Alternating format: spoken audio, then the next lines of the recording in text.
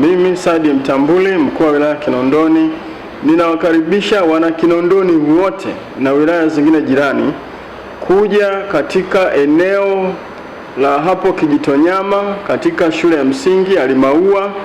Pale tutakuwa na mkesha wetu wa Mwenge wa Uhuru siku ya tarehe 4 mwezi wa 6 2025.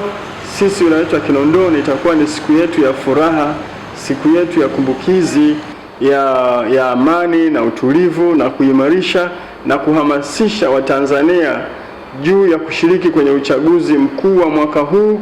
Na hiyo siku tutapokea mwenge ukitokea wilaya ya Ilala, tutaukimbiza umbali wa kilomita 76, utakagua miradi 8 yenye thamani ya shilingi bilioni 6 na milioni 500, na hizo 50% ni mchango wa halmashauri, miradi ya afya, miradi ya elimu na miradi ya maji. Kwa hiyo niwakaribishe sana wana Kinondoni wote na majirani, wilaya jirani zote, tuje tushiriki, tukimbize mwenge wetu wa uhuru katika wilaya ya Kinondoni.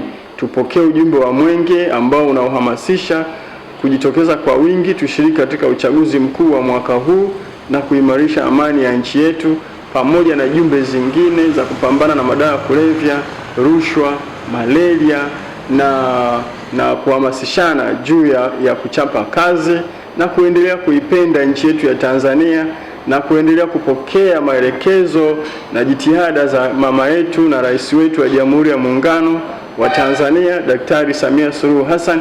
Na sisi wilaya yetu ya Kinondoni kupitia manispaa yetu ya Kinondoni pamoja na taasisi nyingine tuko tayari kuukimbiza mwenge wa uhuru katika wilaya yetu ya Kinondoni, na maandalizi yameenda vizuri, ni 98% tayari, na leo ikiwa ni tarehe 20. Kwa hiyo ikifika tarehe 4 maandalizi yote yatakuwa yamekamilika tayari kwa kukimbiza mwenge wetu wa uhuru katika wilaya hii ya Kinondoni. Karibuni sana sana sana, tukimbize mwenge wetu wa uhuru.